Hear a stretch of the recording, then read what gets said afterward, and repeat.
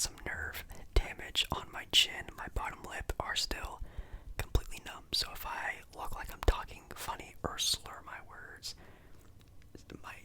I don't sound right or look right. It's just, it is what it is. It kind of sucks. Hopefully it will heal over time. I'm not entirely sure yet. I'm gonna get tests done sometime soon, but hopefully that's going well. But anyways, so this is ESPN's top 25 NBA players under the age of 25, and this apparently is based off of like everything. It's based off of how they play now, plus potential, just how they look right now, plus I guess how ESPN is ranking them in the future as well. So keep that in mind. This isn't how they are right now, it's how they, are right now, plus what they can be, apparently, and like potential and how high of a stock they have, things like that, if that makes any sense. So, number 25, we have here Colin Sexton, which, not bad, to be honest. He could definitely be a player who could even be arguably up higher up on this list. I know Colin Sexton this year hasn't been playing all that bad. Let's see. Right now, this year, he's averaging 24 points per game and 4 assists. That's pretty good. Now, where the Cavs are, where the Cavs are headed, definitely not the greatest scenario for them, but I actually really like Colin Sexton. What I wish he would be more of a point guard. I think, yes, I wish he would develop a little bit more of a passing game. I think that's what he's really missing out on, because I don't really like him being like an undersized two guard. I like him more as the point guard of a team. But number 25, not bad. At least he's on the list, I guess you could say. At number 24, though, we have Lonzo Ball, which that's also pretty interesting. I know a lot of people are already sort of counting out Lonzo Ball for a lot of things, especially nowadays, because he's always in sort of trade rumors and, he's not going back to New Orleans. He's going here, he's going there. People are really starting to analyze Lonzo Ball a lot, but this year he's averaging around 15 points per game, almost 5 rebounds, nearly 6 assists. So, I mean, if he can keep that up, plus being a very good on-ball defender, Lonzo Ball has never really been a bad player. I mean, sure, he's been very inefficient and inconsistent with offense, but on defense, very good. Always been a really good facilitator. Just the other things that need to come to his game a little bit more. But I think this year really shows that he's starting to come into his own, and we're seeing a lot more of the normal Lonzo Ball that we should have saw his rookie year, honestly. But at 24, Lonzo Ball. This one I don't agree with, though. At 23, they have Jared Allen. Wow, that's pretty high. You guys know, if you guys been a valid watcher of my channel, that I've been a very big fan of Jared Allen ever since, the back in the day with D'Angelo Russell. It was, back still on the Nets. But with Jared Allen, he definitely should have been a starter on the Nets. And I actually wish the Nets would have kept Jared Allen. They just sort of gave him up just because I felt like he needed to be somewhere else, apparently. I guess he wasn't in their really long-term plans. But this year he's averaging 13 points, almost 10 rebounds, probably a couple blocks a game as well. He's a good paint protection, rim running center, which is nice. But there's no way I'm ranking him over Alonzo or Colin Sexton. That's for sure. At number 22, we have John Collins, which, in my opinion, seems kind of low, right? I think John Collins has the potential to be, a top power forward in the NBA.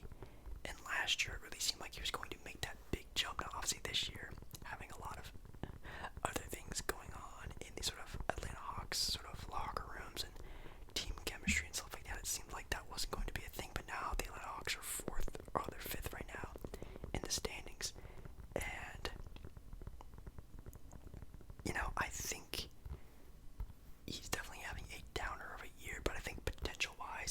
next, 2-3 years, he might obviously, besides, Giannis and Kevin Durant and those type of players being power forwards, Anthony Davis, he could be definitely a top player at the power forward position, already averaging 18 points per game and 8 rebounds. That's not bad for a dude who's only, on his third year in the league. I think he's like 3 years in the league so far. He's looking pretty good, so that might be kind of low, at least in my opinion. 22, we have Tyrese Halliburton. Yes, our first rookie already being named on the list. Wow, Tyrese Halliburton over Lonzo Ball, Colin Sexton. I definitely think he should he be on the list? Should he be on the list? Should he be on the list? I think yes. I think definitely the two-way capability of Tyrese Halliburton is very interesting. I think he could be a really good defender. I think he's already understanding what to do being a rookie. As a rookie, he's a good defender, I guess I could say. But I really would like to see more of an outside game, being more of a two-guard. I think that would also come in handy a lot. He's only averaging 13 points, 5 assists, so he's getting there. He has a good foundation. It just comes to obviously building off of that, and I think that could work. I think that could definitely be a top player in that sort of under 25 list. I think John Collins should be higher. Maybe even Lonzo over Tyrese Halliburton. Just because Lonzo's Ball's defense right now, I don't think Tyrese could be that good of a defender. But then again, Tyrese's offense could definitely outdo Lonzo's. Might already be outdoing it. But at 20, we have DeAndre Ayton. And this, for a fact, might be too low.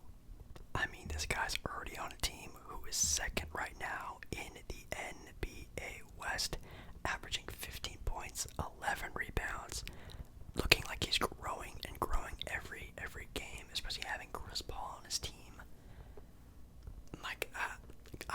I see DeAndre Ayton kind of like the same spot as I see John Collins, where they definitely have the potential to be, one of the best players at their positions, obviously, with Embiid and Jokic and, those type of players. Ayton's never going to be, a top guy, but he can definitely be an all-star caliber player at his position, kind of like how John Collins can be that as well. I really need to see the players who are going to be ranked above him, but yeah, I'm not sure. 20. I guess we'll have to see. That's kind of low, but I'm glad he's on the list at least. I have a lot of upside to DeAndre Ayton. Wow, at 19, they already have Anthony Edwards. I thought they were going to put him way higher than that, actually. That's crazy. Why is he so low? That dude is already looking like a bona fide all-star next year. If I'm being completely honest, he's already averaging 18 points, 4 rebounds, 3 assists. He's a scrappy defender. I don't understand. I think Anthony Edwards should also be higher up on this list. I really need to see the other players they have on here. Wow. I don't know. I think as of right now, as I'm seeing this list, Collins, Ayton might be in a good spot. I guess if DeAndre never got better, that's a good spot for him, but I think he could improve still, at least defensively for sure, obviously. But Anthony Edwards, I feel like Anthony Edwards could again be an all-star type player. His defensive capability is pretty good, and we all know he can already score with the best of them already. He already pops off for 30 points per game every so often, so that's pretty interesting. At 18, we have Domantas Sabonis. So you have an already set in stone all-star. At 18, a two-time. This guy is a two-time all-star, and you already have him at 18th.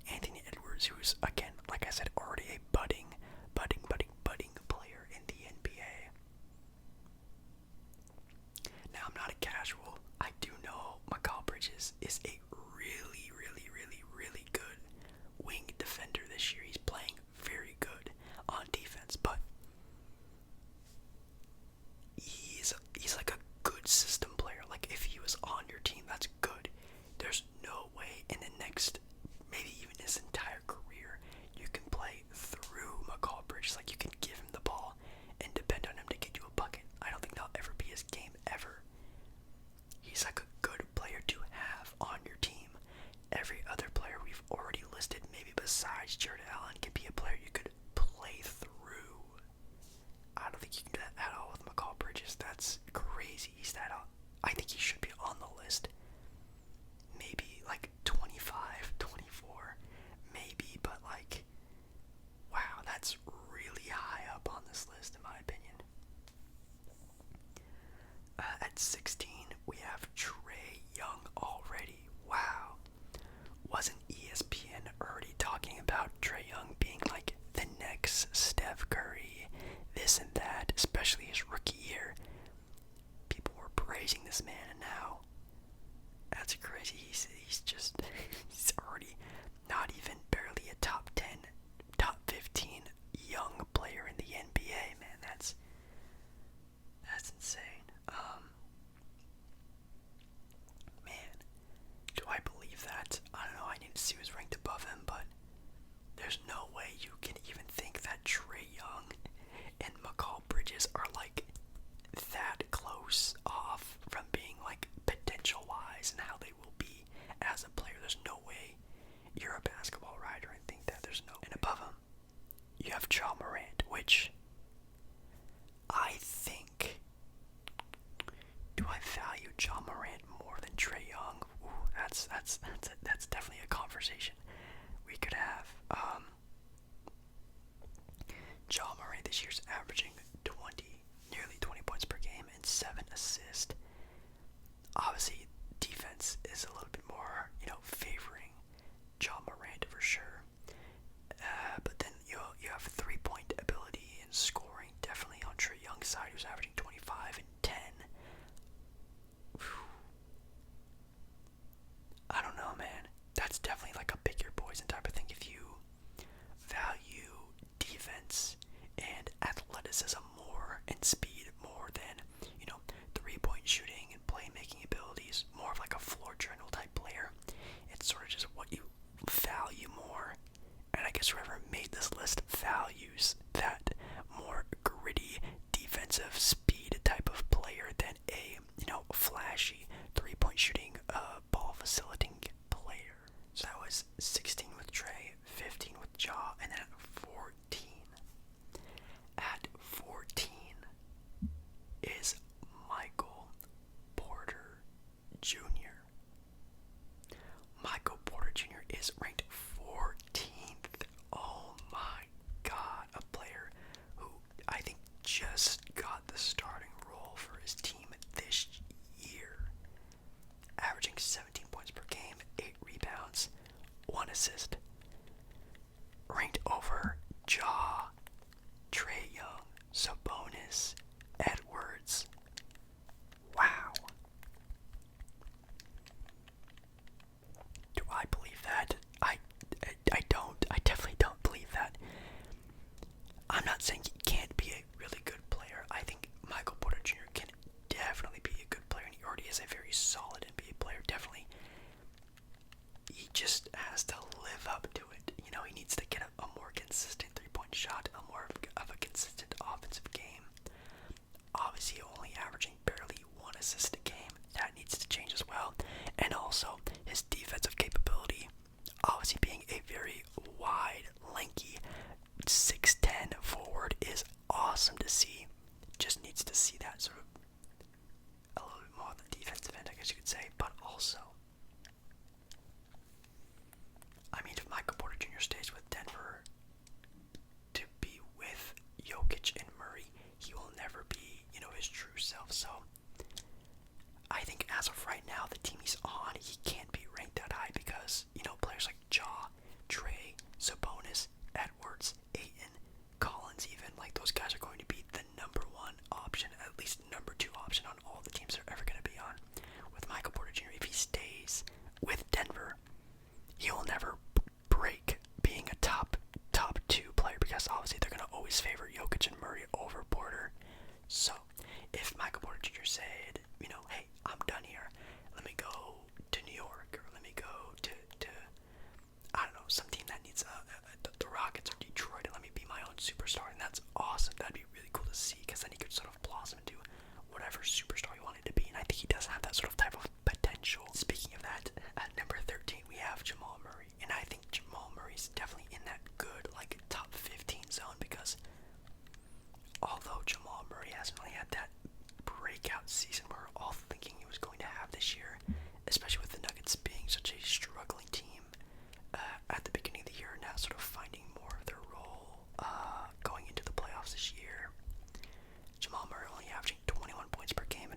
assists, like, not at least what I was expecting either.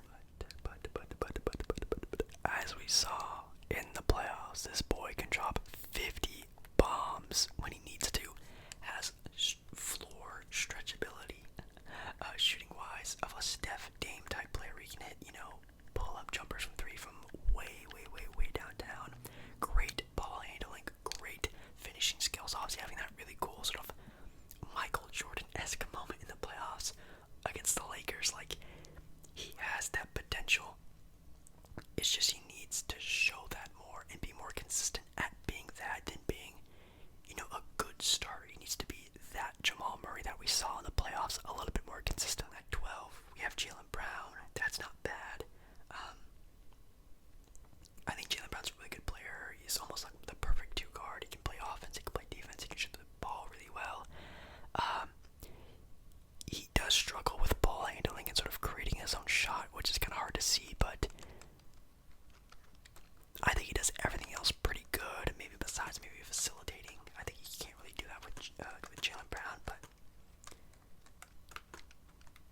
then again, I could never really see Jaylen Brown being like my team's best player. Like, I could see like one day, like obviously like Trae Young, John Morant, even Anthony Edwards, I could see one day being the best player on a team and being like, okay, you can go through that player and win games. Although Jaylen Brown does have good numbers, I could never see him being like my go-to team, my team's go-to guy. Like, that'd be kind of weird to see. So I know he's an all-star, but that might be a little high. Because if we're talking potential-wise, at their peaks, I don't know. At least that's just my opinion. I could never really see him being my team's best player. At least that's what I'm saying.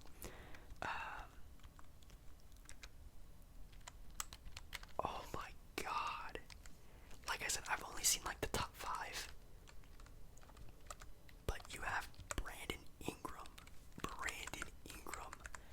Not even in the top 10. That's tough. That's tough. That's crazy. Wow. Brandon Ingram at 11. Isn't this dude already averaging like 26, 27 points per game this year? Like, I get it, like the team he's on is pretty bad, but like, oh, he's averaging 24. My bad. He's averaging 24, 5 and 5. Man, I don't know.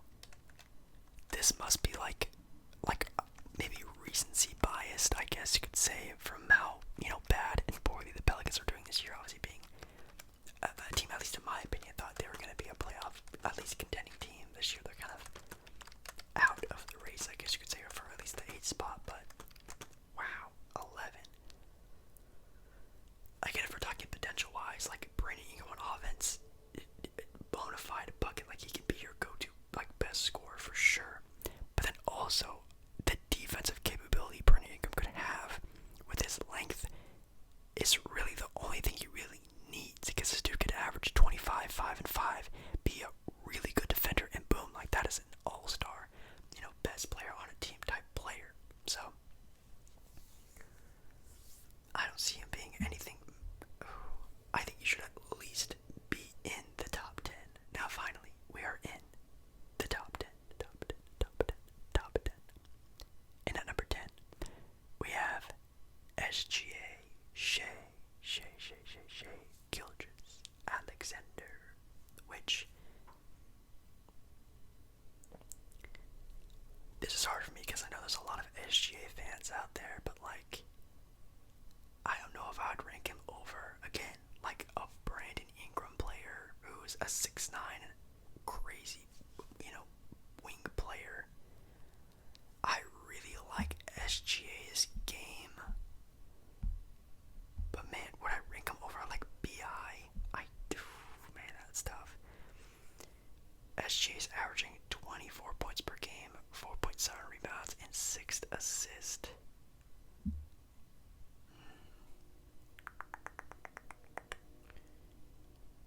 You know what? I think I would rank Brandon Ingram above him. I mean, if you want to keep it this way, that's totally fine, but at least for me,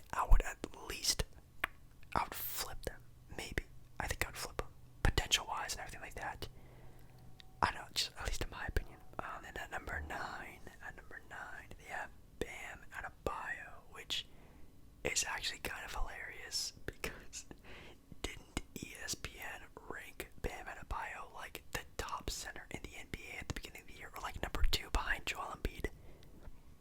I'm not forgetting that. That god awful ESPN top 100 list. They ranked Bam the second best center already in the NBA. But now he's barely top 10 in players under 25. Like, that's just hypocrisy is hilarious for them. But I do like Bam. I think Bam's a really good player. I think he does everything really well, but I don't know. I think he might be lower if I would do this list. Because again, like, if we're ranking these players, I want, like, my guy to be the guy. Like, a player that I could really have as my best player on my team. And again, having Bam as your best player on your team is like, it's interesting, and he also might already be the best team on the best player on Miami with Jimmy not really having that crazy of a year. It's good, but they have a good all-around team. If I want, my best player to be my best player, like Shea, that's awesome. Brandon, that's awesome. Like, there's a lot of players on this list that you could be like, okay, that makes sense. But for Bam, again, if he's your second option, third option guy, like, that's amazing. But he does everything really good. Like, he defends, rebounds. He's a good facilitator, a good scorer for a big. Like, he can average like 15 to 20 points per game. I don't know if I'd rank him over, again, Brandon Ingram or SGA, at least in my opinion.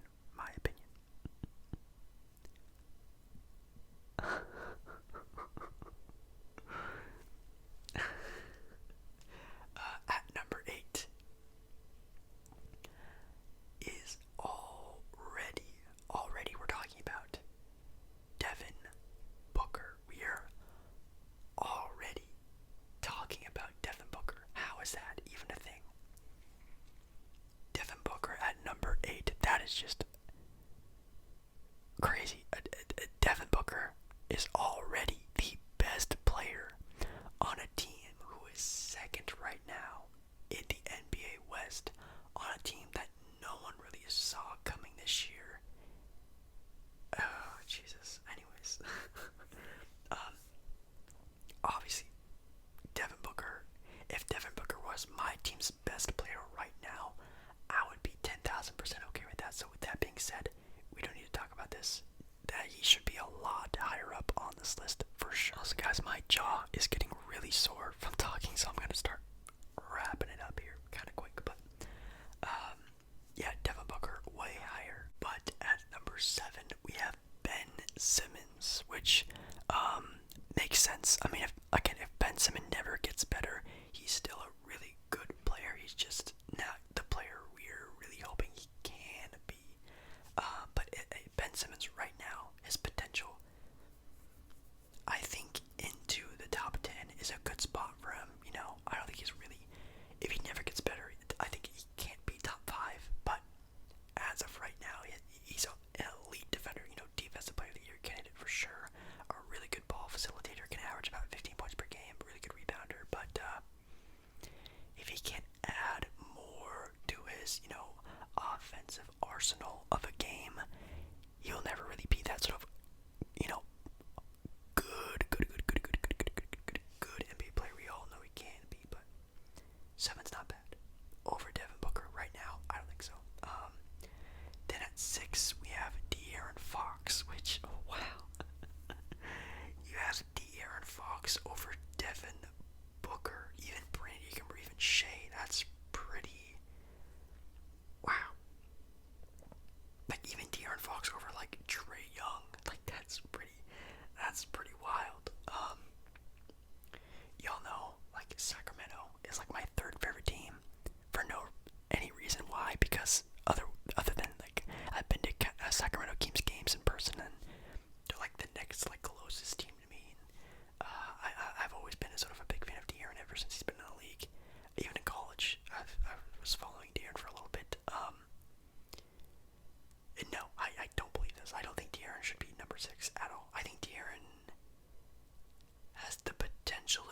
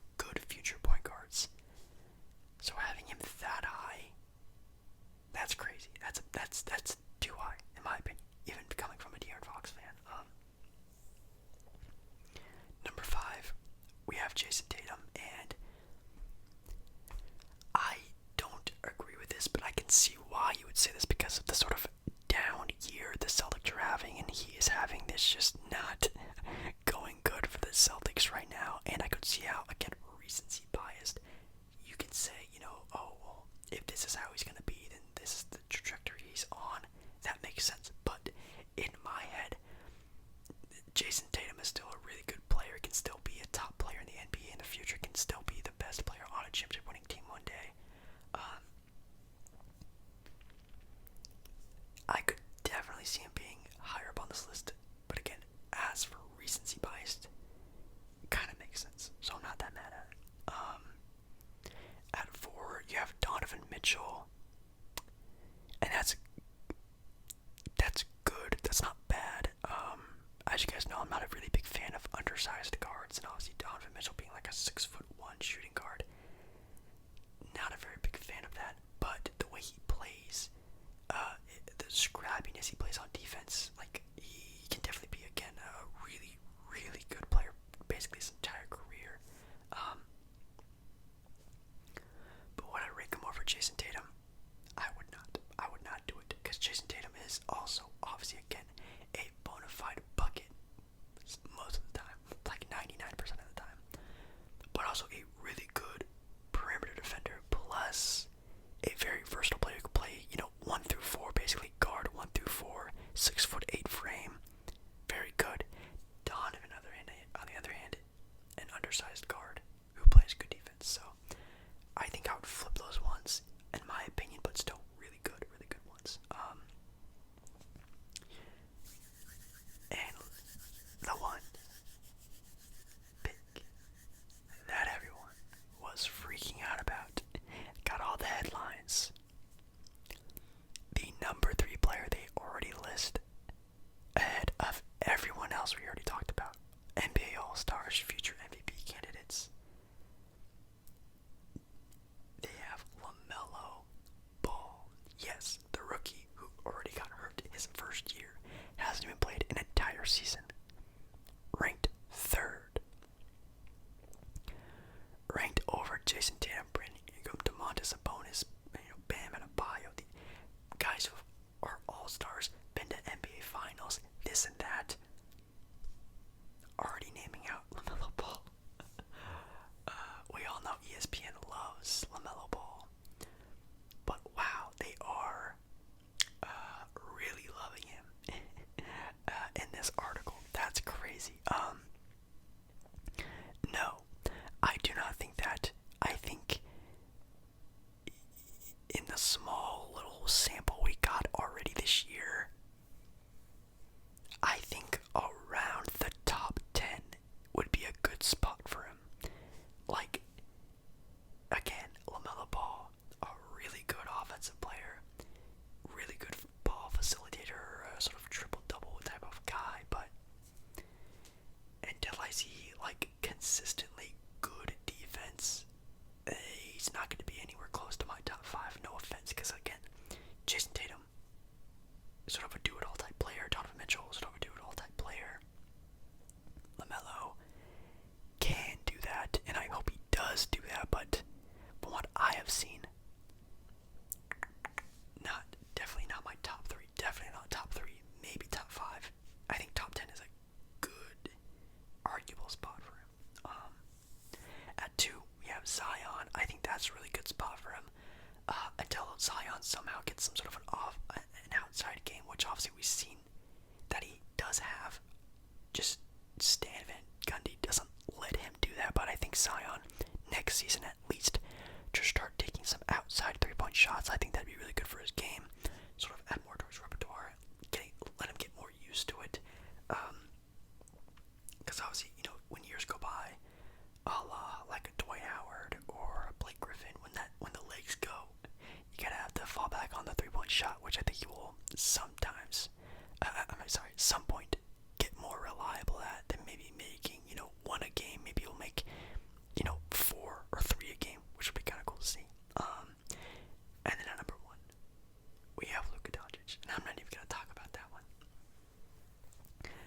because that is a no-brainer. Luka Doncic is already an MVP type of candidate, dragging the Dallas Mavericks already to a playoff spot. It seems he's in the 7th seed right now.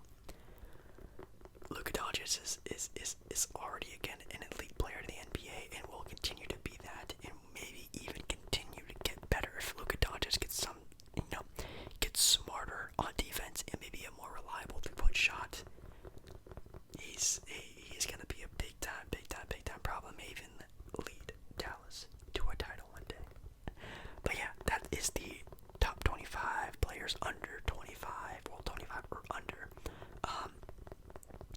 interesting. Very dumb, stupid